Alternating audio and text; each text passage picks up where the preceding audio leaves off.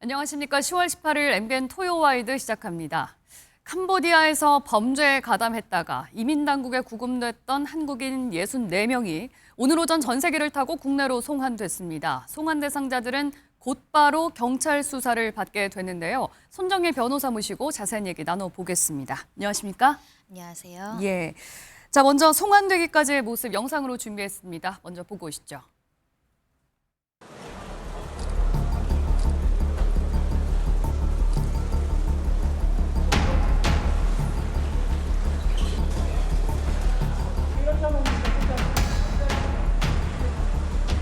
캄보디아 정부의 아주 적극적인 협조를 바탕으로 스캔 범죄 단지 단속을 통해서 구금된 우리 국민 64명의 신속한 송환을 완료하였습니다. 캄보디아 총리, 외교부, 내무부를 비롯하여 아주 많은 기관들의 지원에 감사드립니다. 특히 보이스피싱과 관련된 여러 가지 범죄, 로맨스 캠이랄지 노쇼 사기 이런 부분에 다 이제 연루가 돼 있는 사람들입니다. 캄보디아 내에 또 마약, 약물, 투약 이런 부분들 의혹 제기들도 많이 있어서 이번에 송환된 분들에 대해서는 기본적으로 마약 검사를 다 할 예정입니다. 예, 캄보디아 범죄 조직의 실태가 드러나면 드러날수록 굉장히 충격적인 일들의 연속이었던 것 같은데요. 일단 오늘 송환된 인원은 64명이죠. 당초에 캄보디아 당국에서는 59명이라고 얘기를 했었는데 그거보다 조금 더 늘어난 인원이 송환이 됐습니다. 자진 신고를 한 인원이라고 하던데 맞습니까? 네, 자진 신고해서 구출해달라고 요청했던 5명까지 포함해서 역대 전세기를 통해서 이렇게 송환 절차가 이루어진 규모별로 따지면 세 번째로 큰 규모입니다. 많은 인원들이 한꺼번에 비교적 신속한 시간 안에 왔다라고 말씀드릴 수 있고요. 예. 이렇게 신속하게 송환 절차가 이루어질 수 있었던 것은 많은 국민들이 관심을 가지고 있고 대한민국 정부의 의지가 높았을 뿐만 아니라 캄보디아에서도 적극적으로 신속하게 판단을 한 것 같습니다. 특히 네. 범죄인 인도 청구라든가 인터폴을 이용해서 송환 절차를 하는 경우에는 행정 절차, 사법 절차상 시간이 다소 소요될 가능성이 있었으나 강제 추방 형식으로 추방을 하면서 좀 더 신속하게 이제 출국할 수 있었던 상황으로 보이고요. 특히 예. 전세기를 이용했기 때문에 이 수속도 비교적 간소화되고 동선도 통제될 수 있었기 때문에 비교적 신속하게 송환이 됐고 신속한 수사가 필요했었기 때문에 이렇게 정부에서 노력했다라고 보입니다. 예. 들어오는 과정 중에 이제 전세기에서 어떤 음식을 먹었느냐 이런 부분도 좀 공개가 됐더라고요. 일반 메뉴가 아니라 그냥 샌드위치가 제공이 됐다고 하던데 여기에도 특별한 이유가 있었다면서요? 보안 안전상의 우려일 것으로 보입니다. 왜냐하면 일반식을 먹게 되면 한국 사람 같은 경우는 수저, 젓갈 또는 포크를 주게 되는데 그것이 예. 다 무기로 변환될 수 있고 혹여라도 난동을 부리거나 이 체포나 압송 과정에서 불미스러운 인적 사고가 발생할 우려가 있기 때문에 예. 아예 식기구를 주지 않기 위해서 일반식인 아닌 샌드위치를 활용했다라는 것이고요. 어떠한 사고도 없이 안전하게 들어온 것으로 알려지고 있지만 간혹 기내에서 난동을 부리거나 폭력 행위를 한다거나 특히 경찰관, 호송하는 경찰관들에 대해서 위해를 가하려는 피의자들이 있을 수 있거든요. 네. 그런 점 때문에 포박하고 위험한 물건들을 제거했다라고 보입니다. 일단 송환된 사람들 모두 경찰 조사를 받게 되는데 궁금한 건 범죄인지 알고도 자발적으로 가서 가담을 한 사람들인지 아니면 모르고 갔다가 연루된 피해자인지 이 부분은 아직 모르는 거죠. 조사를 좀 강도 높게 세심하게 면밀하게 해야 될 것으로 보이고 진술에 의존하지 말고 종합적인 어떤 판단이 필요하지 않을까 생각이 듭니다. 다만 처음에는 모르고 속아서 갔다고 하더라도 그 범행을 하는 상황에서는 이게 보이스피싱 범죄고 사기이고 남을 속인다는 건 인식할 수 있기 때문에 네. 미필적 고의가 다 인정될 수 있는 공동 사기 범행으로 인정되는 피의자인 점은 분명한 것 같고요. 다만 피의자 입장도 적극적으로 가담했는 가담했는가, 소극적으로 가담했는가, 또는 네. 강요에 의해서 어쩔 수 없이 행위를 한 것인지 이런 것들을 구분해 놔야 되지 않을까 생각이 들고, 특히 범죄 수익을 누가 받는지에 따라서도 이제 책임의 정도도 좀 달라질 수 있기 때문에 네. 어떻게 유인되고 어떻게 참여하게 됐는지, 그리고 그 과정에서 스스로 불법적인 행위를 하지 않으려고 노력한 정황이 있는지, 그런 점들도 수사기관에서 집중적으로 조사를 할 것으로 예상이 되고요. 많은 인원인 만큼 수사에도 상당 부분 시간이 걸릴 것으로 예상되는데, 현재 충남경찰청에 45명이 이제 배정이 된 것으로 보입니다. 거의 70% 가까이 되는 이제 피의자 숫자이기 때문에 많은 인력이 한꺼번에 동시에 이 사람들에 대해서 집중적으로 수사해야 되고, 또 구속영장 청구까지 시간이 많지 않기 때문에 네. 지금 캄보디아에서 관련한 수사 정보 자료와 유류품이라든가 증거가 될 만한 것들을 아예 받아왔거든요. 이걸 예. 분석하는 것도 굉장히 중요합니다. 네. 그런데 이런 경우가 있을 수도 있잖아요. 진짜 억울하게 모르고 가서 이제 연루가 됐는데 이를 증명할 방법이 없다던가, 반대로 알고서 가담을 했지만 자신은 속아서 갔다, 이렇게 거짓말을 할 수도 있는 거잖아요. 이런 것들은 어떻게 좀 구별해낼 수 있을까요? 사실은 보이스피싱 범죄들이 대부분 저도 속아서 했어요. 잘 몰랐어요. 저도 예. 이용당했고 그 조직에게 도구화돼서 협박을 이기지 못하고 어쩔 수 없이 했습니다라는 루틴화된 변론을 하는 경우는 굉장히 많습니다. 예. 그래서 판사들은 쉽게 믿지 않습니다. 보이스피싱 범죄들 대부분 저는 몰랐습니다. 범죄에 활용되는 게 아니라 아르바이트인 줄 알고 심부름인 줄 알고 합법적인 회사인 줄 알고 이렇게 뭐 통장을 빌려주거나 돈 심부름했다라고 주장하기 때문에 대부분은 받아들여지지 않고 네. 적극적으로 본인이 그런 생명의 위협과 협박 때문에, 그러니까 고문 때문에 이런 행위를 한 부분들에 대해서 설명을 할 수 있어야 될 것 같은데요. 예. 그러니까 유인 단계부터 어떻게 여기로 오게 됐는가, 범죄 단체 조직이라는 것을 조금이라도 미필적이나마 알 수 있는 상황에서 자발적으로 갔는가, 아니면 완벽하게 취업 사기를 당했는가도 굉장히 중요할 것 같은데, 그런 것들은 보통 이메일, 대화 내용, 문자 메시지, 통화 내역으로 남아있기 마련입니다. 그 네. 휴대전화 내용을 토대로 본인이 자발적인 어떤 의사로 간 게 아니라 속아서 갔다라는 걸 입증하는 것도 굉장히 중요할 것 같고, 폭행 협박이 있었다고 한다면 구조 요청을 한다던가 지인이나 이런 여러 가지 갖가지 방법으로 내가 이런 피해 속에 있다는 걸 알렸을 가능성이 있거든요. 그런 정황이 있는지. 예. 그리고 한국인들이 다수 있다 보니까 쌍방향적으로 서로 목격한 내용들이 있을 겁니다. 그 사람은 어떤 사람이었고 거기서 어떤 역할을 했고 어떤 행동을 했고, 그런 것들을 종합적으로 평가를 해서 실제 그 사람이 맡았던 역할과 그 사람이 주도적으로 행위를 했는가, 정말 목숨의 위협까지 받아가면서 생명의 위협 때문에 책임지기 어려운 상황에서 이런 행위를 했는가를 구분해 나는 것이 굉장히 중요할 것 같습니다. 또 한 가지 부분은요. 만약에 진짜 모르고 가서 이제 속아서 간 상황인데 단순히 감금되고 납치된 사람이 있는가 하면, 여기에 더해서 그 범죄 행위를 또 함께 한 사람이 있을 수 있잖아요. 그런 사람들에서 또 처벌 내용이 달라질 수 있습니까? 단순히 구금만 돼서 어떠한 불법 행위, 범죄 행위를 하지 않았다라고 한다면 완벽한 피해자이기 때문에 보호를 해야 되는 것이고, 네. 근데 피해자인 신분을 넘어서서 누구의 강요에 못 이겼다라고 하더라도 본인의 자발적인 의사로 이런 사기 범행을 저질러서 국내에 어떤 많은 피해를 야기한 점이 있다라고 한다면 그에 대해서는 사기죄로 처벌할 수밖에 없고요. 예. 이 보이스피싱 범죄 같은 경우는 뭐 대대적으로 우리나라가 수사를 한다고 하더라도 외국을 통해서 우회해서 이렇게 대포 통장 조직이 움직이고 전화를 하고 IP 추적이 어렵고, 이런 일련의 과정들을 우리 사회를 굉장히 좀먹게 하는 굉장히 거대한 범죄 조직으로 우리는 인식할 수밖에 없거든요. 예. 그 조직 중에 본인이 적극적으로 일을 했다라고 한다면 그 책임은 피하기 어렵습니다. 예. 다만 경우에 따라서는 정말 속아서 갖고 가서 협박이나 이런 것들 때문에 두려워서 마지못해 가담하게 된 경위는 참작해서 감형이 있을 뿐이죠. 예. 근데 감형도 쉽진 않습니다. 아, 이런 그래요? 사람들이 이런 주장으로 감형을 요청하면 예. 보이스피싱 범죄 조직은 더 활성화되고 더 기승을 부리고 이 사람들을 네. 잡기가 어려워지거든요. 너희들 잡히면 죽인다고 해서, 해친다고 해서 가족들 협박해서 어쩔 수 없이 다 했다고 하면 감형이 되니까 예. 참여해라. 또 이런 식으로 악용될 여지가 있기 때문에 굉장히 면밀한 조사가 네. 필요한 것이지요. 그러면요, 앞서서 5명은 자진 신고를 해서 이제 구출된 상황인 거잖아요.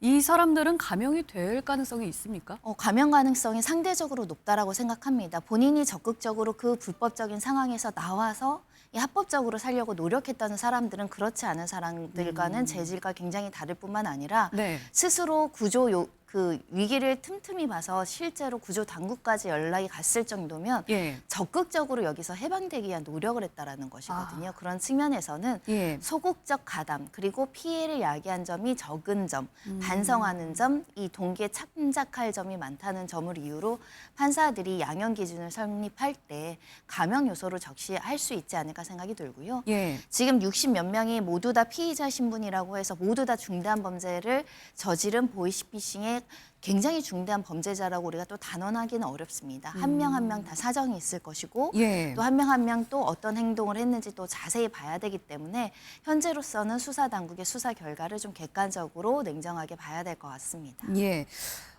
지금까지 이제 오늘 송환된 인원은 64명인데 여기서 끝이 아니잖아요. 알려진 바로는 지금 캄보디아 내에서 이 범죄 조직에서 활동하고 있는 한국인 수가 거의 1,000명이 넘을 수도 있다라는 얘기가 나오던데 이 범죄를 완벽하게 뿌리 뽑을 수 있을지 이 부분은 어떻게 보세요? 저는 이거는 우리 국내의 노력만으로는 어렵다고 생각합니다. 수사기관의 노력, 행정부, 외교관 모두 다 굉장히 심혈을 기울여서 집중적으로 이 사건을 대비해야 되고 처벌하고 잡아야 된다라고 생각하지만 네. 결국은 국제적인 노력이 필요한 것 같습니다. 보이스피싱 캄보디아에서 활동한 사람들이 대한민국만 타겟되지 않거든요. 예. 각각의 전 세계적으로 피해자를 양산하고 있고 특히 로맨스 스캔 같은 경우는 뭐 영국, 미국, 일본 모두 다 피해자가 상존하는 상황이기 때문에 국제적 공조가 이때 굉장히 필요하지 않을까 생각이 들고요. 예. 그리고 내부 고발과 내부 정보에 대한 그 제보도 굉장히 적극적으로 받을 필요가 있습니다.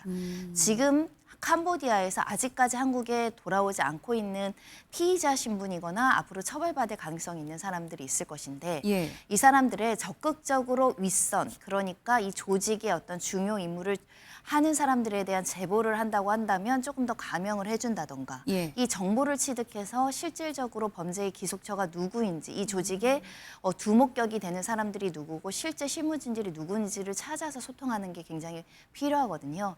지금 한국인들이 중요한 직책을 받아서 활동한 사람도 있겠지만 대부분은 하단의 일을 했을 실무자들의 역할일 수 있거든요. 윗선의 자금책을 추적해서 범죄 수익을 끊어내는 것, 예. 범죄 수익을 찾아내고 그것을 몰수하는 게 굉장히 중요할 것으로 보이기 때문에 강도 높은 수사, 외교적인 노력, 사법 공조 필요한 것 같습니다. 예.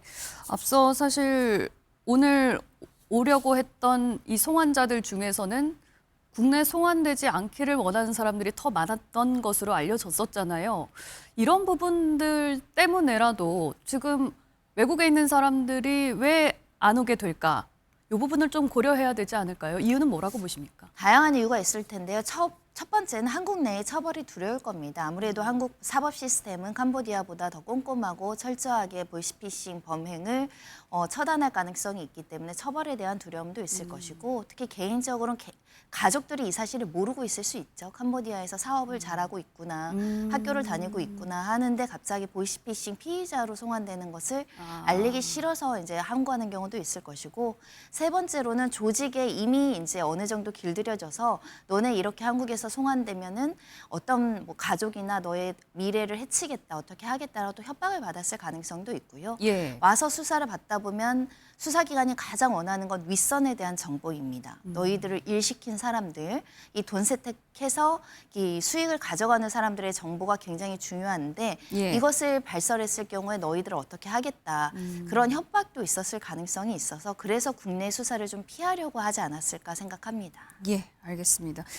여전히 현지 범죄 조직은 활개를 치고 있다고 하는데 일단 국제적인 공조가 말씀하신 것처럼 좀 필요해 보이고요. 다음 이슈로 넘어가 보도록 하겠습니다. 세기의 이혼이라고 불리는 최태원 SK 회장과 노소영 나트센터 나비관장의 재산분할 소송에 대해서 대법원이 2심 판결을 깨고 사건을 서울고법으로 돌려보냈습니다. 관련 소식 영상 보시고 얘기 이어가 보겠습니다. 특히 그 항소심 판결의 배경 내지 큰 이유로 작용했던 SK그룹이 노태우 정권의 불법 비자금이나 지원 등을 통해서 성장했다는 그런 부분에 대해서 대법원이 명확하게 그것을 부부 공동재산의 기여로 인정한 것은 잘못이라고 선언했다는 점에서 큰 의미가 있다고 생각합니다. 그래서 어려운 저희 경제 현안들이 상당히 많습니다. 열심히 최선을 다해서 우리 경제에 좀 기여가 되도록 열심히 해보겠습니다. 이번에 판단에 대해서는 제가 더 이상 할 말이 없습니다. 네. 예, 앞서 2심에서는 1조 3천억 원이 넘는 돈을 재산 분할을 하라라고 해서 이 어마어마한 금액에 굉장히 화제가 되지 않았습니까? 그런데 대법원에서 이걸 다시 뒤집었어요. 이유는 뭐라고 보십니까? 네, 드라마보다 더 드라마 같고 어떻게 보면 작용, 반작용, 반전과 반전인 판결이기 때문에 굉장히 놀라운 판결들이 연속되고 있는데요. 예. 1심에서는 600억대, 2심에서는 1조 3천억대, 그리고 대법원에서는 300억의 기여도를 인정하기 어렵기 때문에 항소심의 금액은 도저히 받아들이기 어렵다라고 다시 파기환송으로 보낸 것인데요. 네. 핵심을 갈랐던 것은 2심에서 1조 3천억이 나왔을 때 새롭게 제시된 증거는 300억에 대한 지원금, 비자금을 통한 지원금이 굉장히 중요한 변수였습니다. 노태우 전 대통령의 비자금으로 알려진 300억 원이 이번 사안을 갈랐다. 그렇습니다. 이런 말씀이시죠? 1심에서는 이 증거가 적극적으로 제시되지 않다가 항소심 막바지에 새로운 증거로 제출이 됐고, 항소심에서는 이렇게 300억이라는 큰 돈이 그 당시에 SK전신그룹을 통해서 들어와서 그것이 어떤 그룹의 종잣돈과 이 그룹을 확장하는 데 도움이 됐다라고 한다면 네. 이 노소영 관장의 기여도는 35%에 이를 정도로 높다라는 판단을 했지만 대법원에서는 설사 그 300억이라는 돈이 들어왔다고 가정한다고 하더라도 그 돈은 결국은 뇌물이라는 비자금이라는 불법적인 돈이기 때문에 예. 불법적인 방식에 의한 재산 증식 효과, 재산 분할 기여는 우리 법에서는 보호해 줄 수 없다라고 판단을 함으로 인해서 이 300억을 재산 분할 기여도로 인정하기 어렵게 됐고, 그러다 보니까 이렇게 1, 2, 3심 굉장히 극명한 판결들이 나오고 있는 것 같습니다. 예. 대법원은 사실 문제를 다투는 게 아니라 법률을 따지는 법률심이잖아요. 물론 이 300억이라는 비자금은 불법이기 때문에 재산 분할 대상이 될 수 없다라고 판단을 했지만 이 비자금이 SK로 들어갔느냐, 이 부분은 지금 대법원에서 판단을 내린 게 아닌 거죠. 네, 명시적인 판단이 없었습니다. 아마 예. 판결문에는 가정에서 작성했을 가능성이 있는데, 예를 들면 네. 그 주장을 그대로 사실 인정하더라도 B라는 요소 때문에 그 주장은 전혀 받아들이지 않으면 그 전 단계를 판단 안 할 수 있습니다. 예. 다만 국민들 입장에서는 그래서 도대체 300억의 비자금의 실체는 있는 거야 없는 거야 좀 궁금하실 여지가 있는데, 예. 아무래도 오랜 사건, 시간이 지난 사건일 뿐만 아니라 약소거음 사진이 있고 300억이라는 메모가 있다고 하더라도 예. 이 가정법원, 그러니까 법원은 수사기관이 아니기 때문에 그 실체 진실이 있는 것까지 아주 명확하게 입증하기는 상당 부분 어려운 점이 있고, 예. 특히 그 당시에 노태우 전 대통령에 대한 비자금 수사 당시엔 이게 확인되지 않았던 300억의 돈의 흐름이다 보니까 대법원에선 명시적으로 판단하는 것에 상당한 부담이 있었던 것으로 보입니다. 따라서 예. 300억이 있었는지 없었는지까지는 판단하지 않더라도 예. 가사 있었다고 하더라도 이것은 우리 법에서 보호하는 이 이익이나 권리라고 볼 수 없다. 예를 들면 우리가 불법 자금과 관련해서 불법적인 상태를 법원이 보호해주지 않는 여러 가지가 있거든요. 예를 들면 중혼적 사실혼, 배우자가 있는데 이중으로 결혼하는 건 법에서 보호를 안 해주잖아요. 예. 도박 자금으로 빌렸다가 돈을 달라고 했을 때 너 도박 자금인지 알고 빌려줬으면 반환 청구 못 하잖아. 이게 불법 원인 급여라는 내용인데, 이 법리를 그대로 인용을 해서 뇌물로 받은 300억이 실제로 성경그룹에 들어갔다고 하더라도 그 자체가 뇌물이라는 건데, 그럼 불법적인 재산 기여도를 우리 법원에서는 인정하기 어려워. 이것은 반사회 질서적인 어떤 반윤리적, 반사회적이기 때문에 인정이 어렵다라는 예. 것을 통해서 사실적으로 기여를 했다고 하더라도 법률적으로는 보호해 줄 수 없어가 대법원의 판단입니다. 예. 그런데 일각에서는요, 사실 이 300억 원의 비자금이 노소영 관장 측에서 어떻게 보면 이제 자기 방어를 하기 위해 2심에서 꺼내든 카드였는데, 이렇게 되면서 비자금의 실체가 더 드러난 것이 아니냐. 그리고 비자금이라는 불법 자금이 드러난 만큼 이거는 국가적으로 환수를 해야 되는 거 아니냐라는 얘기도 나오는데, 일단 가정법원이기 때문에 이 부분은 그러면 판단을 내리지 않을 가능성이 높을까요? 2심에서 돌아가더라도? 일단은 뇌물에 대한 추직 몰수는 벌써 시효가 끝난 사건이죠. 그리고 예. 수사가 개시되기에는 공소시효도 다 끝난 사건입니다. 예. 그렇기 때문에 특별법 없이는 환수 조치하기가 어렵습니다. 다만 이게 소급효의 문제가 있기 때문에 소급적으로 이렇게 비자금을 환수하고 오랜 시간이 지난 이 자금마저 환수라는 것이 어떻게 뭐 위헌 요소가 없는 거에 대한 논란이 이제 정치권에서 일 가능성이 있고요. 네. 실제로 지금 정치권에서도 이 환수와 관련해서 반인권적 국가범죄로 인한 이 범죄 수익을 몰수하는 내용의 특별법 일부 개정 법률안을 또 발의한 국회의원들도 계십니다. 따라서 예. 이 300억이라는 실체가 명시적으로 판단은 되지 않았는데 환수 조치 대상이 될 수 있는가를 좀 봐야 될 것 같은데 네. 문제는 이런 것 같습니다. 이미 300억을 받았는지 안 받았는지도 우리가 단언하기는 어렵지만 받았는데 그 자금을 구분해내고 그 수익을 받은 사람이 또 선의의 제3자라고 한다면 예. 그걸 또 어떻게 환수할 것이고 그 가치를 어떻게 평가할 것인가에 대한 좀 굉장히 그 어려운 숙제가 있기 때문에 실제 환수까지 갈까 하는 생각이 들고요. 예. 노소영 관장 입장에선 이렇게 사회적 비난이 대상이 될 수도 있는 소재를 뒤늦게 항소심에서라도 적극적으로 제시를 할 수밖에 없었던 것은 예. 1심의 금액이 너무나 상대적으로 적었기 때문에 이거라도 제출해서 300억 원도 네, 적다. 좀 법원을 더 설득해 봐야겠다라고 예. 했는데 결국은 대법원에서 이 주장이 깨지면서 사회적인 비난은 그대로 받고 또 재산적으로는 큰 이득을 못 받았다 이런 평가도 가능할 것 같은데요. 예. 하지만 대법원에서 이번 파기환송 결과 기여도를 직접 산정하진 않았습니다. 이건 사실심 법원으로 돌렸는데 예. 그러니까 예를 들면 1심에서는 600억대에 있지만 2심에서 300억이 빠져도 재산분할 기여도는 1심과는 다르게 훨씬 더 많이 인정되거나 재산분할 대상으로 SK 주식이 들어올 가능성이 열려 있거든요. 예. 그러니까 대법원에서 파기환송됐다고 하더라도 1심 600억 원에 그칠 가능성보다는 좀 더 높은 금액으로 재산정될 가능성이 있어서 이제 예. 끝나지 않은 판결입니다. 계속적으로 항소심에서도 예. 이 재산분할금을 높이기 위해서 대리인단이 노력할 것 같습니다. 그렇군요. 또 한 가지 대법원이 이번 재산분할 판결에서 좀 판단을 한 부분이 혼인 판단 시점에 최 회장이 친인척들에게 증여를 한 부분에 대해서도 이거는 재산분할 대상이 아니라고 본 것 같아요. 이유는 뭐라고 보십니까? 2심에서는 혼인 파탄 이후에 처분한 대금은 원칙적으로 이 보유한 재산으로 보고 재산분할 대상으로 삼는 판례가 있습니다. 아마 그 판례를 적용했던 것 같은데 네. 근데 이 보통은 왜 이런 판단이 나왔냐면 이혼 직전에 이혼을 할 것 같으면 재산을 은닉하기 위해서 다른 사람 명의로 재산을 돌리는 경우가 있어요. 재산분할금을 낮추기 위한 거죠. 근데 그런 경우들이 많다 보니까 처분한 대금 그 자체를 재산분할 대상으로 삼지만 이 사안 같은 경우는 최태원 회장이 재산을 빼돌릴 목적으로 가족들에게 친인척들에게 주식을 증여한 것이 아닌 예. SK그룹의 성장에 필요하고 SK그룹의 경영권 방어에 도움되기 때문에 그러니까 예. 재산 유지 관리에 도움되기 때문에 증여를 한 것이기 때문에 예. 궁극적으로는 기여도도 인정되는 증여 행위인 만큼 그것이 현존하는 재산이 아니고 특히 재판 끝까지 그것이 없는 돈을 분할할 수는 없다.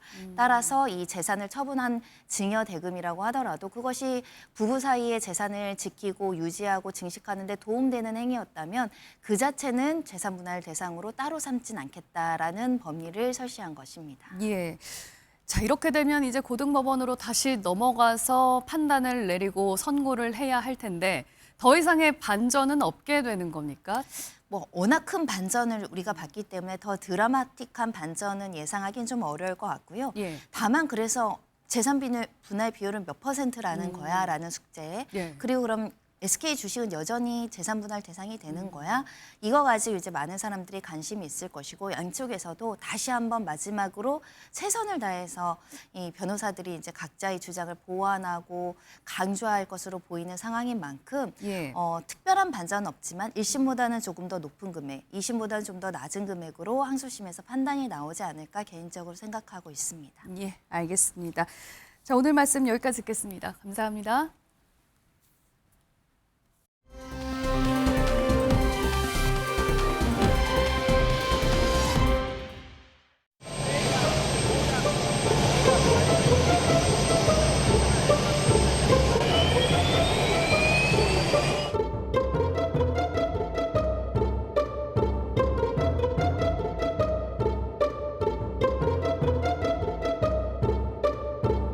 북한에 트럼프 월드컵만 지어서 거기서 저도 골프도 칠 수 있게 해주시고. I used to watch in amazement at how stupid our country was, how stupid they were. And we're not stupid anymore. and that includes with the European Union, that includes with Japan and South Korea. All we want to do is be treated fairly. But the fairly is hundreds of billions and even trillions of dollars coming into the United States. And it's our national security is secure because of tariffs. 자, 한미 관세 협상 후속 논의가 막바지 국면으로 접어든 가운데 우리나라 재계 총수들이 트럼프 대통령의 별장으로 알려진 마러라고 리조트로 향했습니다. 권혁중 경제평론가 모시고 얘기 나눠보겠습니다. 안녕하십니까? 네, 안녕하십니까? 국내 기업 총수들이 대거 네. 이렇게 마러라고 리조트에 총출동했다고 해야 되나요? 이런 경우는 본 적이 없는 것 같은데 왜 간 겁니까? 일단 취지는 두 가지입니다. 원래 그 마러라고 해서 열리는 행사가 있는데 네. 이게 트럼프 대통령의 지지 세력이죠. 마가. 이 정치적 후원금의 모집 행사가 있어요. 예. 거기 이제 취지에 의해서 이번 행사가 열리는데 그렇다고 뭐 우리나라 총수가 거기에 가서 후원금 낸다는 얘기는 아니고 예. 이제 손정희 회장, 소프트뱅크의 손정희 회장이 초청을 했습니다. 우리나라 CEO들, 굴지의 이제는 총수들을 왜 골프 모임이 있거든요. 골프 예. 라운딩을 하기로 해서 전 세계 70 CEO들 한 70여 명이 다 모여요.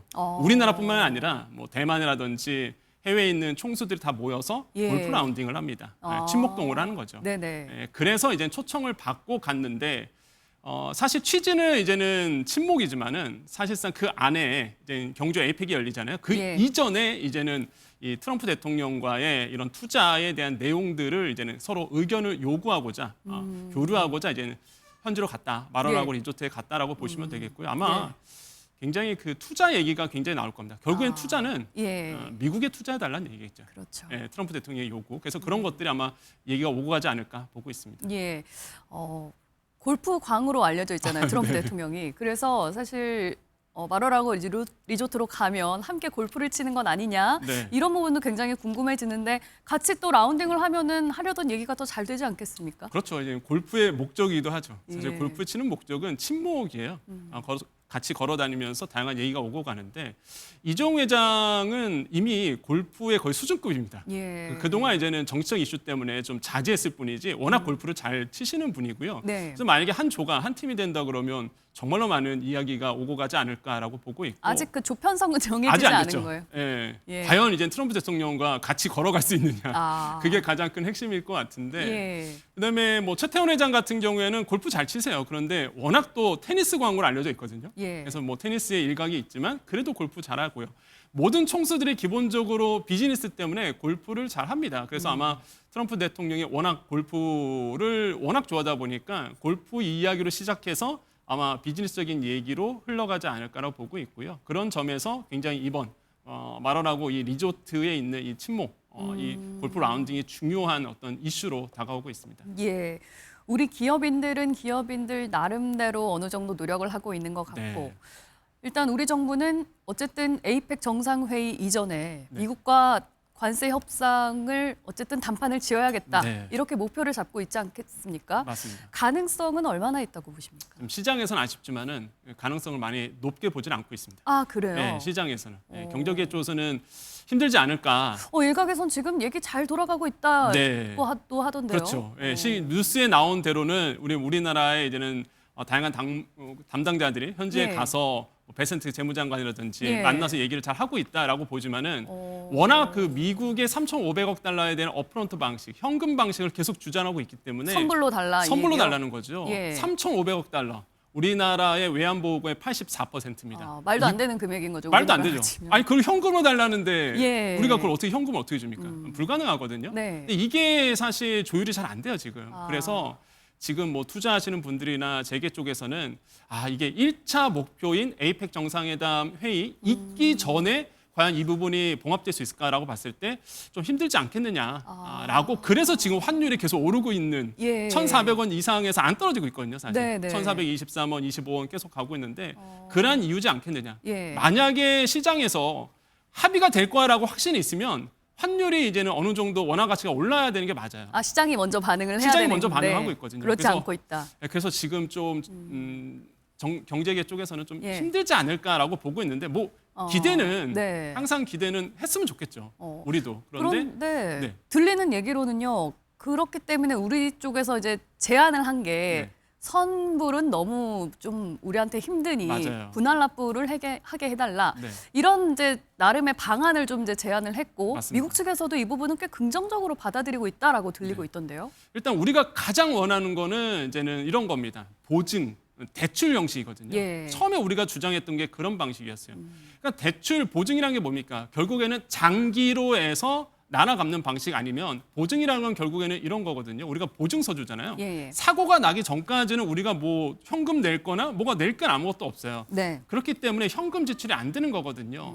이게 도저히 얘기가 안 되다 보니까 우리가 이제 제시했던 것이 이제 분할 납부입니다. 그러니까 장기적으로 이제 분할한다는 거죠. 그러니까 일시불이냐 할부냐 뭐 이런 건가요? 네. 근데 할부더라도 어. 3,500억 달러 현금을 내놓는 거잖아요. 예. 그래서 저는 이것도 힘들다라고 저는 개인적으로 보고 있거든요. 네. 어차피 그래도 3,500억 달러를 주는 거잖아요. 예. 그래서 제가 봤을 때 받아들이기 좀 어려운 부분이 있고 제가 봤을 때는 이런 부분에서 봤을 때 굉장히 오래 상당히 끌 가능성이 굉장히 크다. 가장 좋은 시나리오는 우리가 처음에 목표한 대로 일부 현금, 아주 소액 현금에 그 다음에 이제 보증과 대출 형식으로 3,500억 달러에 대한 미국 투자가 이루어지는 것이 가장 좋은 시나리오라고 저는 생각해보고요. 만약에 예.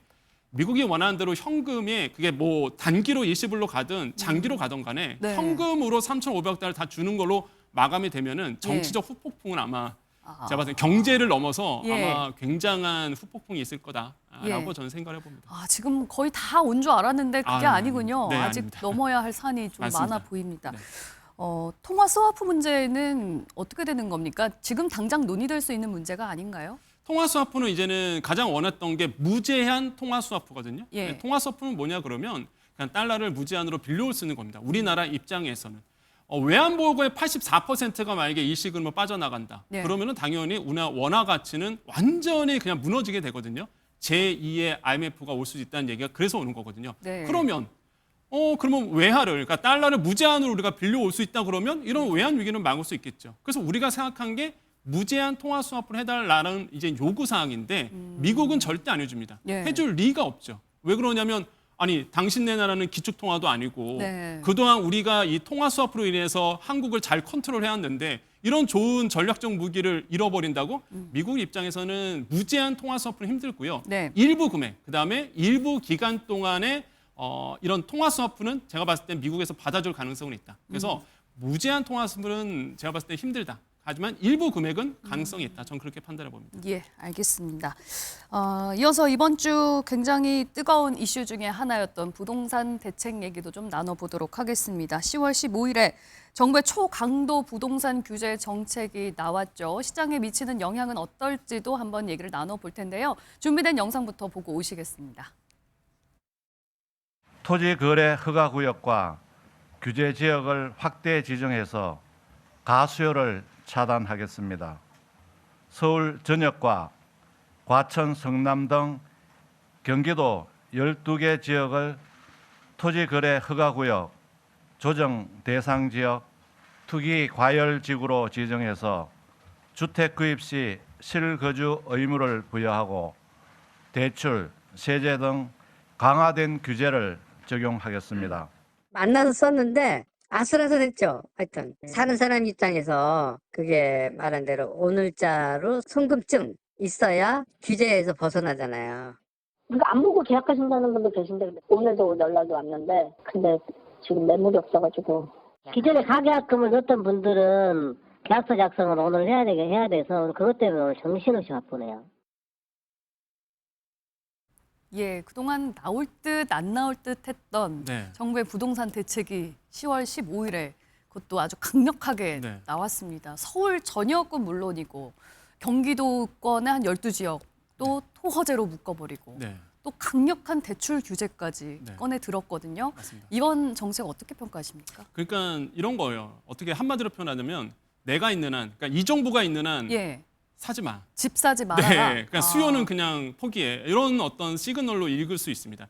한마디로 이제는 아시겠지만 지난 정권 같은 경우, 그러니까 지지난 정권이죠. 문재인 예. 정부 때 부동산 이슈 때문에 사실상 굉장히 힘들었었거든요. 네. 그러니까 지금 시장에서는 야 지금 집 사야 되라는 어떤 수요 심리가 있었어요. 그런데 예. 이번 10.15 이 부동산 대책으로 인해서 아예 그냥 이 정부 안에서는 그냥 이동하지 마라는 의미로 읽어요. 한마디로 갈아타기도 안 되고요. 예. 그다음에 신규 규제 지역 내에서는 사실상 신규로 이제 매입하는 것도 굉장히 힘들어졌습니다. 네. 그래서 수요의 어떤 심리, 아까 이제는 경제부총리가 얘기한 것처럼 가수요를 막겠다는 거예요, 그냥.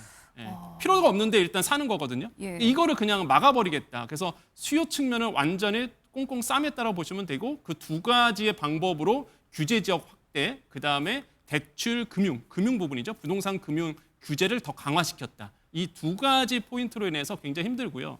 특히 말씀하셨던 토호제로 묶었잖아요. 예. 토호제는요, 2년의 실거주 기간이 필요로 합니다. 그러면 갭투자는 일단 불가능하다라고 보시면 돼요. 그렇기 예. 때문에 일단 뭐 갈아타기 수요도 그렇고 신규로 특히 이제 지방에서 서울 부동산을 사시는 이런 어떤 투자 수요는 뭐 막힐 수밖에 없다. 그렇기 네. 때문에 수요는 당분간 꽁꽁 싸매게 된다. 이렇게 보시면 되겠습니다.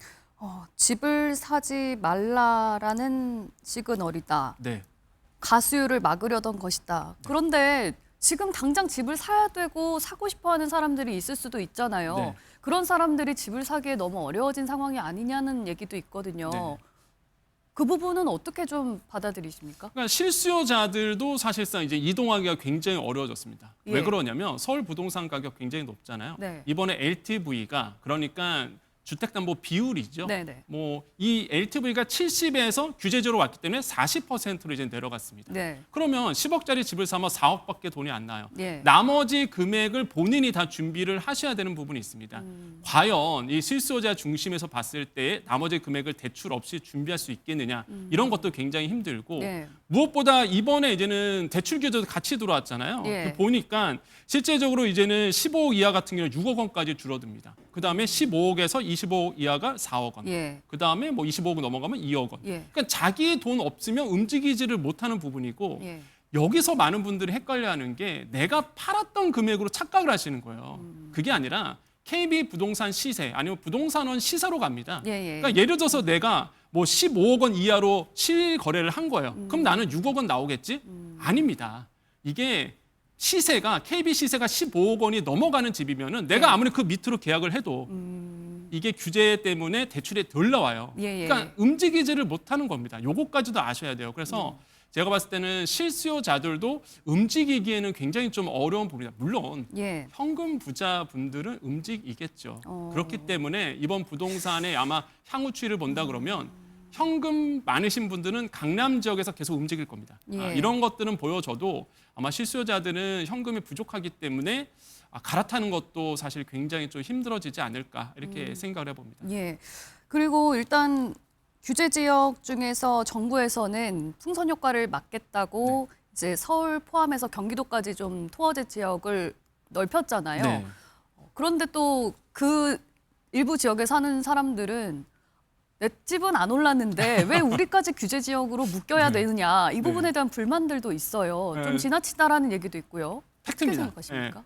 팩트예요. 앵커님 말씀하신 게 정말 팩트거든요. 예. 왜냐하면 올해 들어와서 이제는 9월 22일까지 상승률을 보겠습니다. 네. 송파구가 13%, 그다음에 과천이 12%, 성남 분당구가 8% 올랐어요. 예. 이해되죠? 묶이는 거 이해됩니다. 충분히 이미 묶어왔고. 그런데 말씀하셨다시피 외곽 지역 가볼까요? 예를 들어서 의왕시 0.67%, 뭐 수원 0.12%, 광명시 0.06% 올랐어요. 네. 작년보다 더 떨어졌거나 아니면 비슷합니다. 예. 그런데 여기도 토호제로 다 묶어버렸단 말이에요. 네. 규제제로 묶어버렸습니다. 왜 그러냐면 과거 문재인 정부 때 학습 효과가 있어서 그래요. 그 당시에는 순차적으로 묶었습니다. 네. 그러다 보니까 순차적으로 풍선 효과가 일어나는 거예요. 아. 점점점 외곽에서 점점 오릅니다. 예. 뻔히 알기 때문에 정부가 한꺼번에 그래서 이제 묶어서 들어갔거든요. 네. 그러면 이제 많은 분들이 생각하시죠.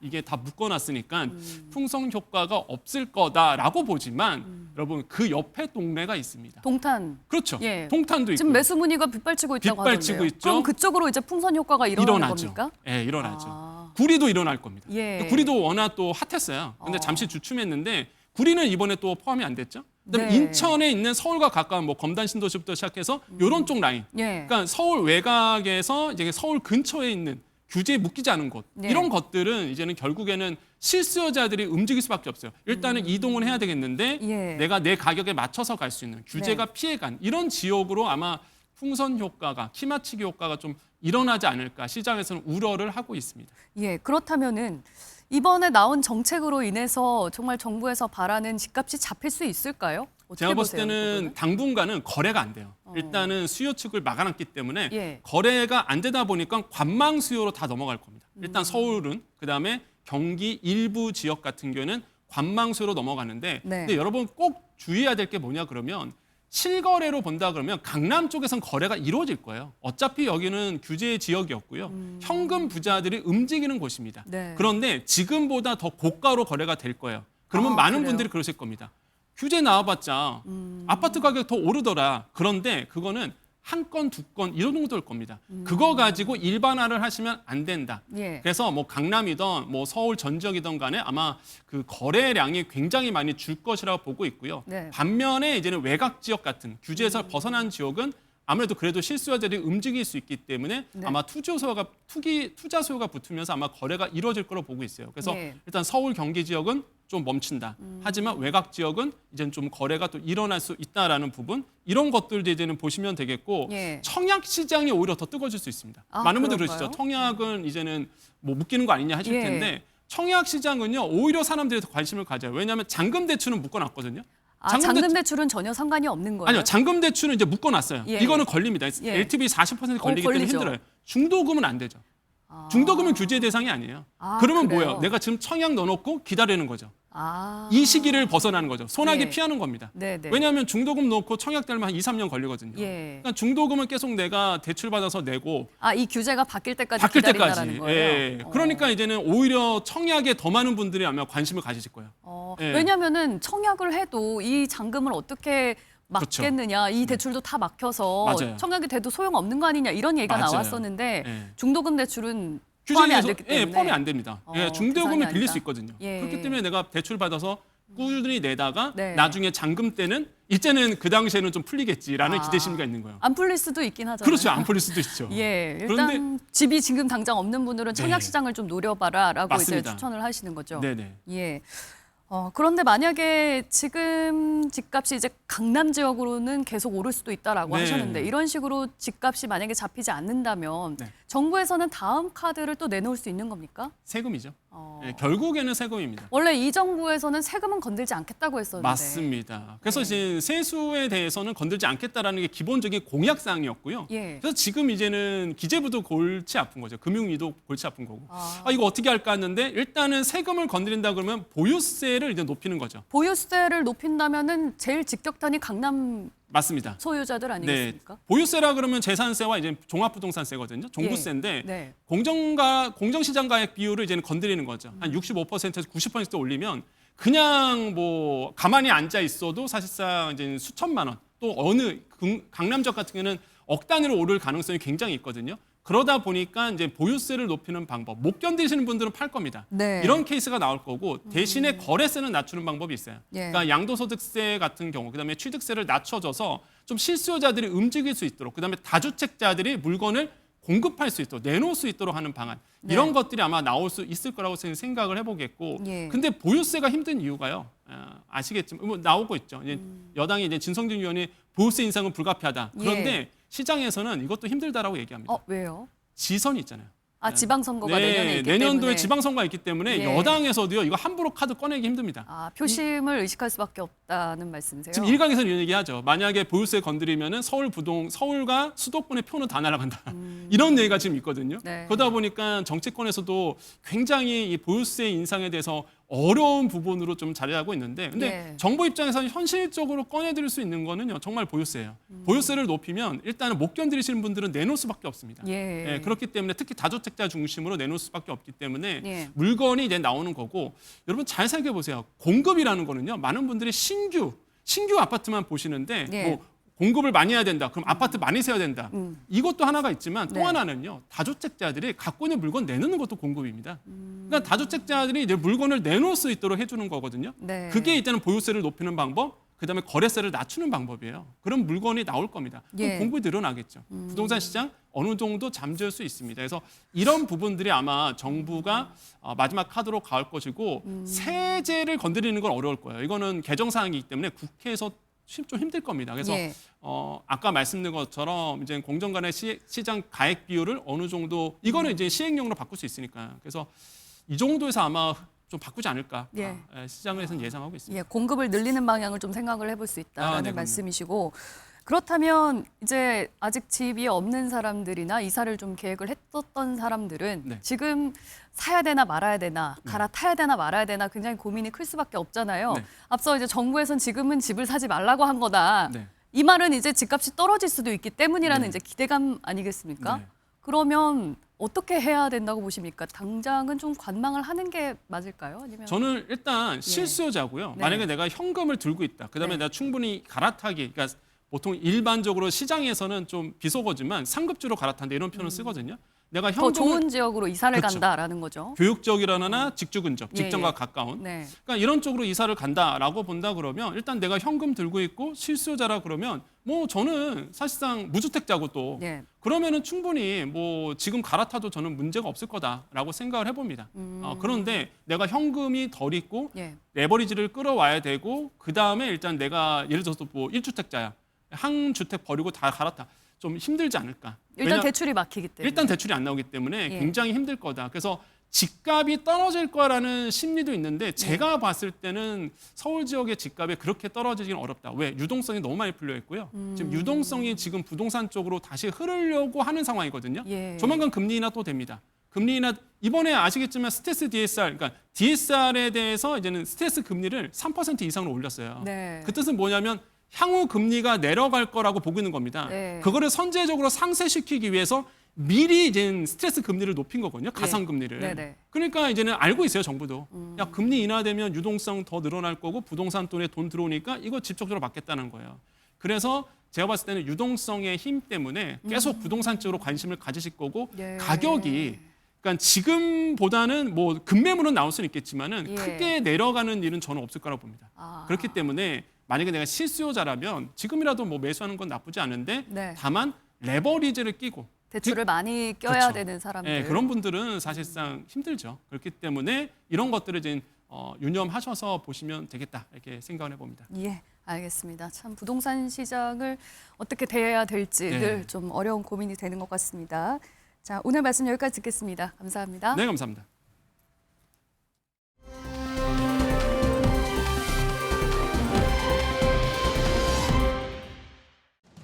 일각에서 아무런 근거 없이 주거 사다리 걷어찼다고 비난합니다. 투기 수요를 막은 것이지 실수요자에게 문을 닫은 게 아닙니다. 수억, 수십억의 빚을 내서 집을 사게 하는 것이 맞습니까? 빚 없이도 집을 살 수 있는 시장을 만드는 게 맞다고 저는 생각을 합니다. 집값 안정을 위한 응급 처방이라고 포장해도 이번 대책은 청년과 서민의 주거 사다리를 부러뜨린 청년, 서민, 죽이기법 그 이상도 이하도 아닙니다. 이번 대책으로 중산층으로 진입할 수 있는 길 자체가 막혔습니다. 현금 부자만 웃고 청년과 서민은 벼랑 끝으로 내몰리게 되었습니다.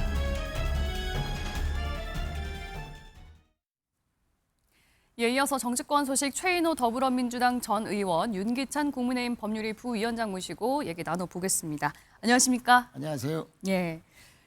조금 전에 이제 경제 전문가 모시고 저희가 앞서 나왔던 부동산 정책에 대해서 앞으로 시장 전망까지 좀 얘기를 나눠봤었는데 부동산 대책, 이 15 대책을 놓고서 정치권에서도 공방이 거세게 일고 있습니다. 일단 두 분께서는 이번에 나온 대책을 어떻게 평가를 하시는지 좀 한번 듣고 싶거든요. 먼저 야권의 입장을 먼저 들어볼까요?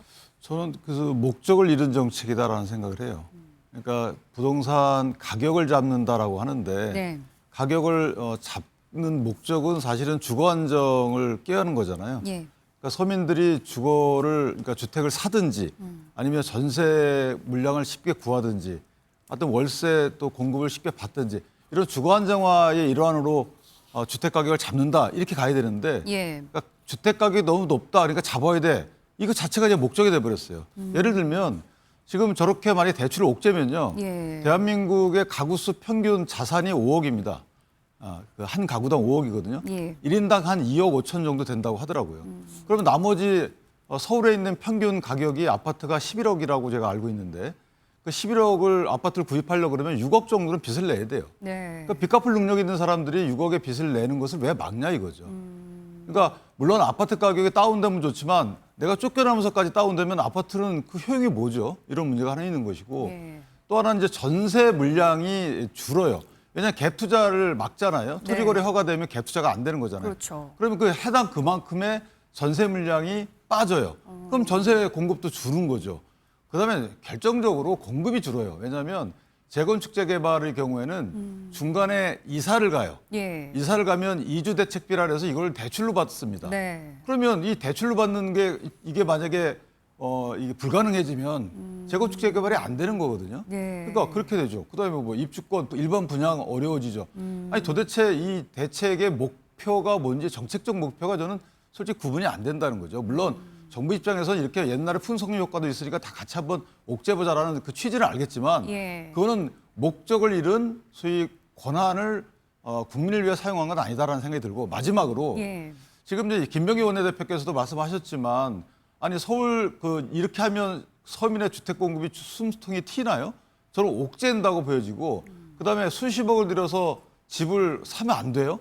살 능력이 되면 사는 거고 지금 이렇게 다 옥죄게 되면 현금 돈 있는 사람들만 주택을 살 수 있는 게 되는 거고 또 하나는 이게 사실 금융권, 제도 금융권 아닌 쪽으로 눈길을 돌릴 수밖에 없는. 그러니까 서민들 입장에서 보면 아니 월세를 내야 되는데 보증금이 있어야 되잖아요. 그러면 어떻게 합니까? 그 올라가는 보증금 차익만큼은 어디서든 빌려서 내야 되는데 쫓겨나요? 이런 식의 대책 없는 부동산 대책, 저는 이 대책 자체가 문제라고 생각합니다. 예. 서민들이 집을 사기가 더 어려워진 것 아니냐라는 비판과 함께 말씀을 해주셨는데 민주당에서는 일단 이번 정책이 부동산 집값을 잡는데 효과가 있는 거라고 보는 거죠. 뭐 당장 시장이 지금 꽁꽁 얼었다는 건 아닙니까? 그것만으로도 이미 효과가 지금 발휘되고 있다라고 예. 봐야 되고요. 다음 주부터 이제 토지 거래 허가도 이제 중지가 되면서 예. 시행이 되면서 여러 가지 이제 대책들이 실효적인 효과를 거둘 것이다. 얼마 전부터 지금 올 초부터 특히 그 오세훈 시장이 토지거래 허가를 해제한다 했다가 번복한 예, 그 번복했던 일부터 일이 시작해서 있었죠. 한강변을 중심으로 예. 천정부지로 서울 집값이 폭등했지 않습니까? 네. 그 폭등한 그 기세를 꺾지 못하면 부동산 안정이라는 말은 이제 허굴 수밖에 없다. 도저히 못 잡는다 하는 그런 차원에서 6.27 대책과 9.7 대책에도 불구하고 계속 이번 달에는 0.5가 넘는 집가 상승이 이루었거든요. 자, 그것을 우선 이것부터 잡아야 된다. 폭등 기세를 일단은 잡아야 된다는 안정정책에 따라서 강력한 규제 대책, 수요 억제 대책이 나왔는데 그 언급 처방이 이제 다음 주부터 분명히 실효를 거둘 것이다라고 네. 판단이 되고요. 자, 수요 억제만 했다고 해서 그러면 다 끝나느냐? 그렇지 않죠. 이제는 9.7 공급 대책이 뭔가 조금 공허하다. 뭔가 체감이 들어온다. 과연 몇 년까지 기다리면 내가 집을 살 수 있겠다. 예. 라는 그 실수요자들의 그 기대에 충족하지 못했다는 평가들이 있었습니다. 예. 자, 그런 측면에서 무주택자라든지 청년이라든지 신혼이라든지 어쨌든 주택 약자들이 언젠가는 내가 집을 살 수 있겠다 하는 구체적인 목표를 달성할 수 있는 그 기대치를 충족시킬 수 있는 예. 아주 실효적인 공급 대책이 잇따라야 되고 그와 아울러서 또 매물이 나와야 됩니다. 그 매물을 이제 유도하기 위해서는 보유세, 인상 등의 세제 합리적인 정책을 통한 매물 유도, 예. 즉 공급도 동시에 이뤄내는 이런 그 다면적이고 입체적인 또 완결된 부동산 정책이 연말까지 이어진다면 예. 이재명 정부의 부동산 안정 정책, 즉 실수요자들이 어느 정도 안정되고 또는 심지어 떨어진 아파트 값으로 살 수 있는 희망을 구체적으로 갖게 할 수 있는 네. 그런 그 정책이 성공을 기를 수 있는 그런 모멘텀을 만드는 그런 예. 대책이었다 이렇게 평가합니다. 근데 그런- 그 의원님 말씀대로 이게 그렇게 집값이 안정화 또는 이제 떨어지면 좋은데 실제 추세상 여태까지 그 단기적으로 이 등락은 있었지만 장기적 추세로 서울 특히나 강남 뭐 마용성 이 집값이 떨어지긴 힘들어요. 그렇다면 지금 만약에 지금이 제일 쌀 수가 있는 거거든요. 주식도 마찬가지지만 그럼 제일 쌀 때 우리 서민들이 집을 살 수 있는 방법을 옥죄한 거예요. 나머지 뒤에 올라가서 공급이 된들 그 직급을 살 수 있는 여력이 없잖아요. 지금 부자들만 쉽게 집을 싸게 사고, 왜냐하면 아무래도 수요와 공급 법칙에서 집값이 결정되는데 공급은 전제 이렇게 돼 있으니까 수요 중에서 경쟁자가 없어진 거잖아요. 그럼 그분들은 좀 더 싸게 집을 살 수 있는 기회를 역설적으로 제공한 것일 수도 있는 거고, 또 하나는 이 집값이 만약에 정책적 목표가 2008년도 서브프라임 모기지처럼 이게 대출이 과대하기 때문에 이 경제를 흔들 수 있다, 그래서 대출을 옥죄해야 되겠다, 이런 노무현 정부의 집값 대출 옥죄는 정책은 저는 정책적 어떤 그 타당성이 있다고 봐요. 근데 지금은 아니거든요. 지금은 주거 안정이거든요. 주거 안정인데 집값을 저렇게 잡기 위해서 서민들이 받을 수 있는 대출을 옥죄한다? 저는 이게 약간 좀 방법이 잘못된 거 아닌가라는 걱정이 있습니다. 저도 뭐 잠시만 좀 말씀드리면 예. 주거 안정을 위해서는 집값 안정이 돼야죠. 주거 안정을 이야기하면서도 집값 안정 정책에 대해서 자꾸만 안 된다는 식으로 가계에 실패했기 때문에 이번에도 실패할 거야. 시장을 이기는 정부는 없다. 자꾸 이런 식으로 가면 집값을 언제 안정시키고 또 주거를 안정시킵니까? 실제 실소유자들은 서울 집값이 너무나 많이 올라서 특히 청년들은 너무 오른 그 집값 때문에 결혼도 포기하고 출산율도 낮아지는 국가의 가장 근본적인 리스크, 그것이 바로 부동산 불안정 때문에 집값 폭등 때문에 야기된 것 아니겠습니까? 특히 일본 같은 경우는 잃어버린 30년 때문에 그 사이에 우리나라와 일본이 지금 GDP가 우리나라가 더 앞설 정도로 일본은 이 부동산 정책의 덫에 걸려서 하락을 그 경제 성장이 계속 하강했고 국력 자체가 뒤떨어졌지 않습니까? 우리도 그런 전철을 발전을 말아야 되겠죠. 자, 그런 측면에서 이번 이재명 정부는 그야말로 이전 정부가 실패했던 그 정책들을 답습하지 아니하고 집값을 반드시 안정시켜서 실수요자들, 주택약자들, 무주택자들 이런 분들의 꿈을 현실적으로 서울에서도 가능하게끔 하는 그런 여건과 환경을 만들어 보자는 것이 목적이기 때문에 앞으로 세제 대책까지 공급대 대책까지 지켜보시면서 시장의 반응을 보고 저는 반드시 이 세제 대책까지 완결된다면 이재명 정부의 부동산 정책은 성공할 확률이 매우 높다. 세제 혜택이라는 건 세제는 지금 보유세 보유세 강화를 중심으로 하는 거죠. 그게 지금 원래 이재명 정부에서는 세금은 안 건드리겠다라고 했었는데 만약에 보유세 카드까지 꺼내면은 또 야권에서는 분명히 이거 공약 파기 아니냐라는 비판을 할 수밖에 없을 것 같은데요. 그런 지적은 있을 수 있습니다. 그러나 6.27 대책구 수요 억제책이지 않습니까? 금융정책이죠. 그리고 또 구체적인 공급대책을 9.7 내놨습니다. 그럼에도 불구하고 지금 근래 5년 동안에 한 달 사이에 서울 집값이 가장 많이 올랐던 달이 지난 9월 달이었습니다. 0.5를 넘었었어요. 자, 이런 사태를 억제하고 당장에 지금 폭등을 막지 못한다면 그 뒤에 있을 그 여러 가지 부동산 정책이 실효를 거두기 힘든 조건에서 나온 아주 강력한 규제 대책이다 하는 것을 추가로 말씀드리겠습니다. 이게 저희가 꼭 짚고 넘어가지 않을 수 없는 게 이게 지금 문재인 정부 시절에 주택 정책을 똑같이 답습하는 거예요. 의원님 답습하지 않는다고 말씀 주셨지만 실제 똑같이 수요 억제만 하는 거예요. 공급은 물론 이게 단기적으로 공급이 늘어나지는 않죠. 그건 뭐 장기적인 대책이기 때문에 다만 그 주요 도심권 공급은 재건축 재개발로 되는 거예요. 그런데 재건축 재개발 규제 완화하자는 오세훈 시장에 대해서 바로 또 그 역설적인 그에 반대되는 정책을 상의도 없이 내놨잖아요. 또는 아까 말씀드렸지만 재건축 재개발이 되려고 그러면 이주비가 있어야 된다니까. 이주비 대출 안 되면 어떻게 추진되냐 이 말이죠. 근데 저 지금 억제는 저게 범위에 다 들어간다니까요. 그러니까 앞뒤가 안 맞는 말씀을 하시는 거고 또 하나는 주택이 떨어진다 한들 지금부터 절반 가격이 떨어질까요? 제가 아까 말씀드렸잖아요. 국민의 평균 가구에 5억 원 정도 자산이 있다고. 그럼 집을 살려면 5억 원 대출을 받아야 되는 거예요. 서울에 집 살려고 그러면. 그러니까 지금 그렇다는 겁니다. 근데 5억 원 대출 못 받게 하고 있는 거잖아요. 그거 왜 그렇게 하냐 이 말이죠. 저는 개인적으로. 또 하나는 주거 안정을 위해서 예를 들어서 주택 가격이 오른다 한들 뭐 1주택 또 3주택 갖고 있는 분들이 전세 물량으로 내놔야 되는데 그런 제도적인 정비 이런 데 신경을 더 써야 되는 게 아닌가. 그래서 이게 지금 문재인 정부 시절에 이미 우리가 수차례 겪어왔잖아요. 급등하는 것을. 지금 제일 집값이 쌀 수 있는 이 시기를 만들어 놓고 지금의 대출을 못 받게 저렇게 하면 어떻게 하겠냐. 이 부분은 이게 뭐 진영에 따라 달리 볼 게 아니고 저희가 이미 경험적으로 다 해왔는데 왜 청년들이 집을 살려고 하면 그 못 사게 그 대출 옥죄냐 이런 문제가 있는 거죠. 예. 방금 이 자꾸 부동산 예. 토론만 되는데요. 방금 청년들도 말씀하셨는데 아니 청년들이 또 주택 약자들이 집 없는 사람들이 서울에서도 집을 사게 하게끔 하기 위해서는 집값을 안정시키든지 또는 우하향을 시켜야 그것이 가능한 것이죠. 지금처럼 계속 폭등하는 것을 막지 못한다면 어떻게 청년들이 무슨 돈으로 집을 살 수 있을까요? 그런데 이제 말씀은 예전에 과거 문재인 정권 시절에 비슷한 정책을 내놨는데 효과가 없지 않았느냐. 그와 관련해서 제가 하나만 말씀드리겠습니다. 문재인 정부 때는 보유세를 강화하면서도 거래세나 양도세도 같이 규제를 강화해 버렸어요. 그러니까 팔고 싶어도 팔지를 못하는 상황까지 이르렀죠. 그 매물이 안 나왔습니다. 즉 공급의 일환이 하나가 사라지기만 했던 것이죠. 제도적 허점이 있었다는 겁니다.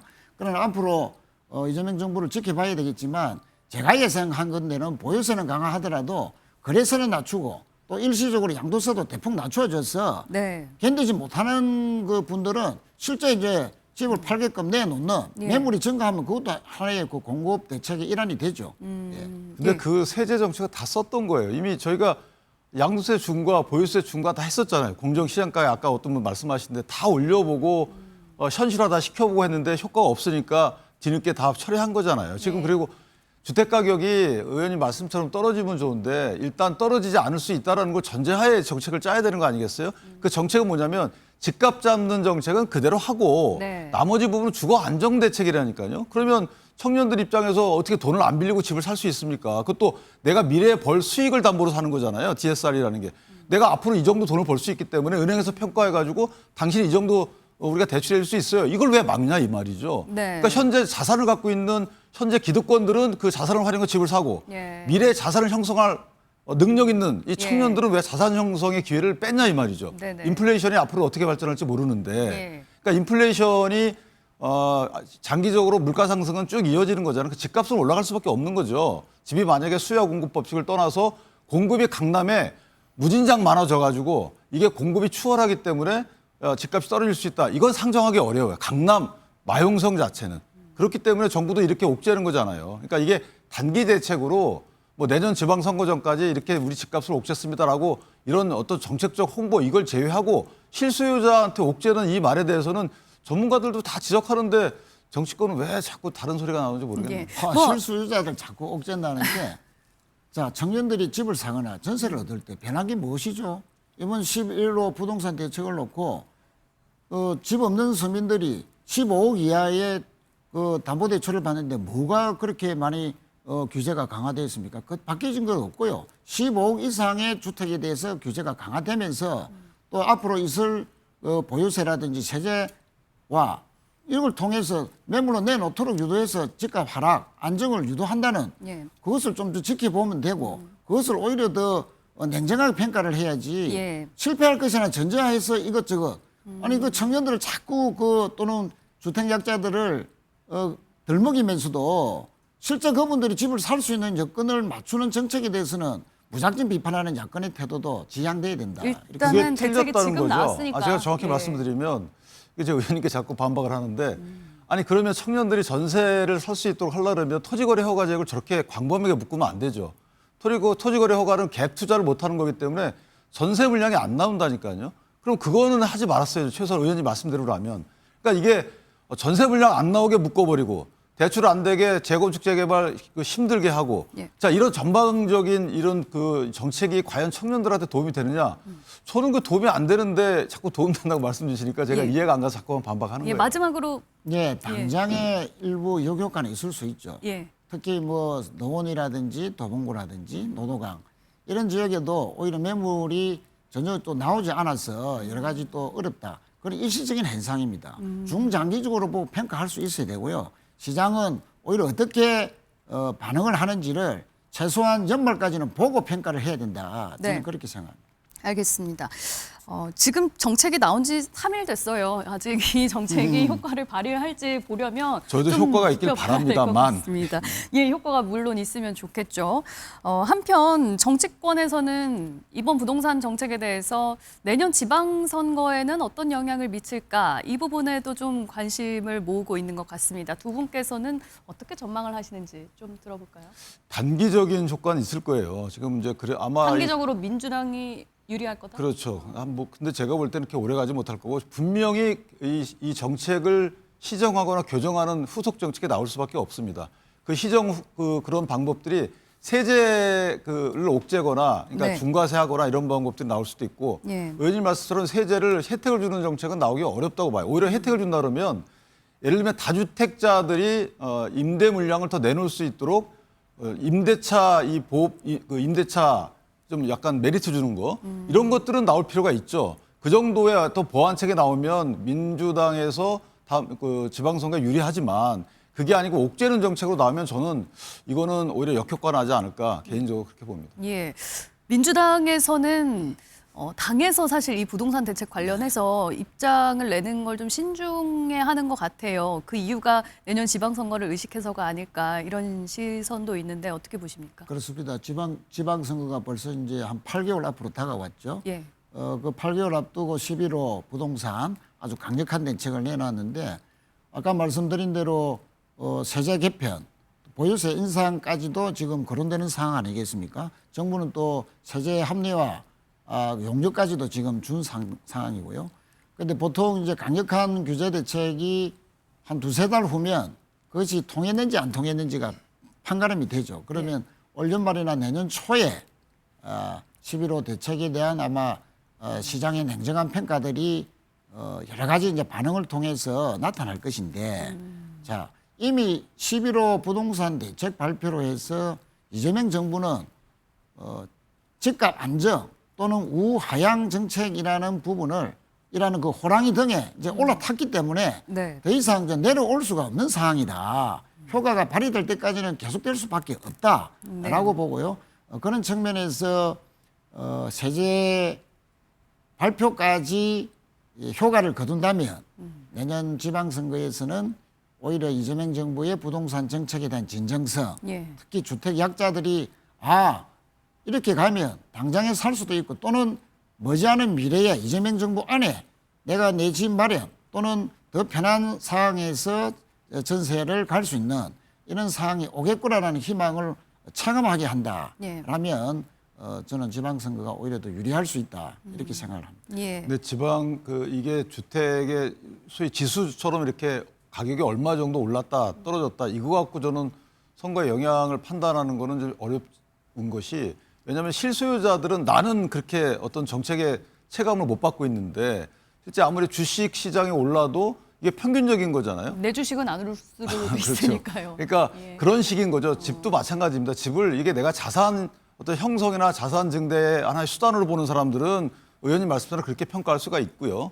또는 반대로 평가할 수도 있죠. 그런데 이게 주거 안정 대책으로 보는 사람들은 나하고 관련된 거기 때문에 실제 저 부분은 여론조사를 직접 해보기 전까지는 네. 그 어떤 주택 가격의 추이만 갖고 유불리를 판단하기 좀 어렵지 않나 이렇게 생각합니다. 예, 알겠습니다. 부동산 얘기는 여기까지 해보도록 하고요. 자, 계속해서 이번 주부터 시작된 국정감사 상황도 좀 들여다보겠습니다. 주요 장면부터 보고 오시겠습니다. 존경하는 서영교 의원이 포인트를 세 가지 조용해! 왜 반말을 자꾸 하세요? 시간을 쓰셔야죠. 왜 반말을 하세요? 왜 혼자서만 계속 반말하세요? 연세 많으시다고 막 반말됩니까?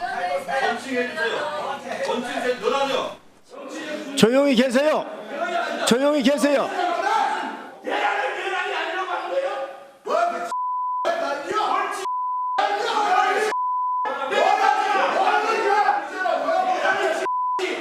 장군들 앞에 앉아있을 자격 없어요. 김병주 의원 앉아있을 자격이 있나? 있어. 뭐가 있어 이거는?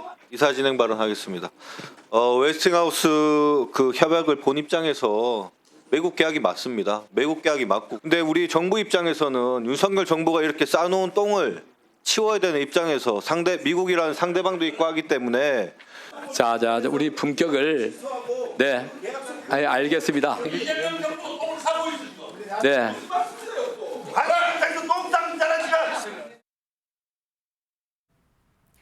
예, 이재명 정부 들어서 첫 국정감사가 열렸는데요. 파행이 거듭나고 고성이 오가고 사실 이런 모습 우리가 처음 본 건 아닌 것 같습니다. 어제 오늘 일이 아닌 것 같은데 두 분께서는 첫 국정감사, 이 정부 들어선 첫 국정감사 모습 어떻게 보셨습니까?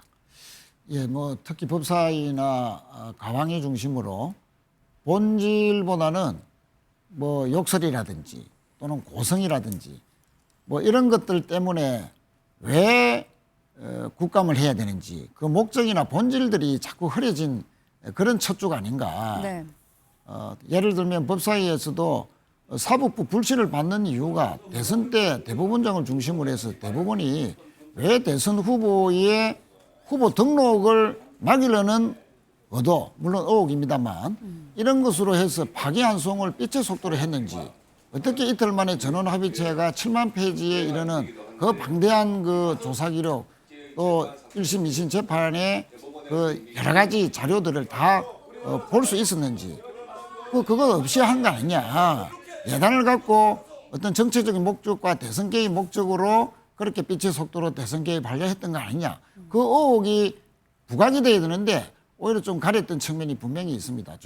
조요토미 히데요시라는 그 피켓 사진도 네. 대표적입니다만 그리고 또 한 가지 이제 사법부 불신은 지기현 재판부가 윤석열 전 대통령 느닷없이 전혀 성현찮지 않은 새로운 잣대, 일이 아닌 시간 단위로 계산해서 풀어줬지 않습니까?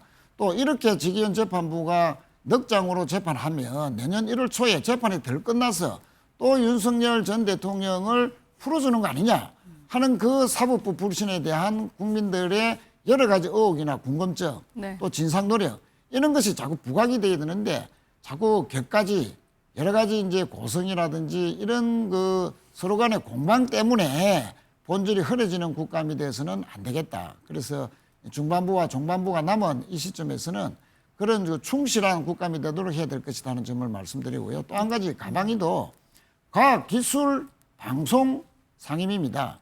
그 방송만 가지고 서로가 이렇게 주고받는 공방보다도 과학과 기술 분야가 대단히 우리나라 경제에서나 미래에서 제일 중요한 부분 아니겠어요? 예. 그러나 우리 국민들이 이번 국감에서 가방위에서 과학과 기술, 우주청 신설이라든지 또 여러 가지 그 현안들, 기술 진작이라든지 AI 문제라든지 특별법도 만들어야 되는 이런 그 미래 산업과 관련된 과학과 기술 분야에서 얼마만큼 챙겼느냐. 네. 이런 측면에서도 우리가 상당히 냉정하게 되돌아볼 필요가 있다. 그것은 이재명 정부의 국정관리에 메시지 관리에도 직결되는 분야고 특히 이재명 정부가 어떤 부분에 주력하고 또 국정 성과를 낳고자 하는지에 대해서도 예. 실제 기여할 수 있는 국감, 국회 네. 모습이 되면 좋겠다. 예, 그런 생각합니다. 알겠습니다. 말씀하신 것처럼 지금 과방위에서도 파행이 있다라는데요. 준비된 영상 보고 얘기 계속 이어가겠습니다.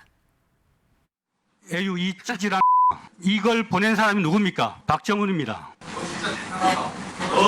개인정보 광고를 이렇게 대한민국의 국회의원이라면 가져야 할 기본 소양조차도 어긋난 사람입니다.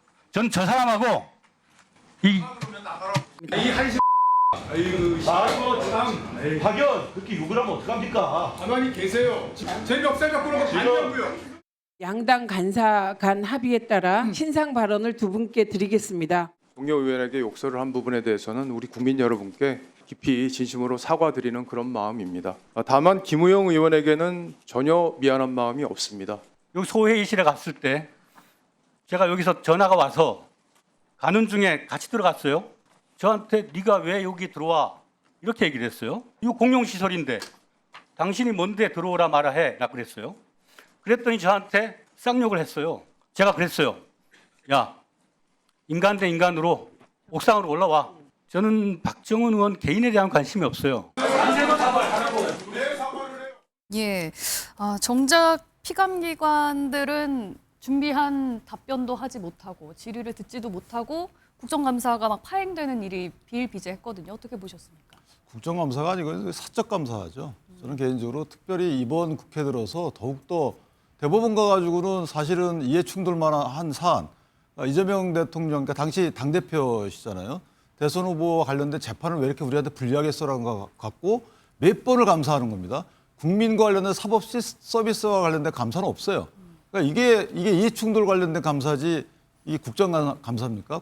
국가의 어떤 사업 과제에 대해서 어떻게 추진됐는지에 대해서 결산하는 게 아니고 예. 그냥 본인들 불리한 내용 찾아내가지고 이거를 어떻게 하는지 보복하고 따지고 추궁하고 이거는 국정감사가 아니죠. 이건 사적감사다. 이해충돌 사안만 판에서 하는 사적감사가 이렇게 적나라하게 됐던 적은 역대 없었다. 예. 저는 이렇게 평가합니다. 예. 앞으로 남아있을 국정감사에선 좀 다른 모습 볼 수 있을지 봐야 되겠습니다. 토요일 와이드 여기서 마치겠습니다. 고맙습니다.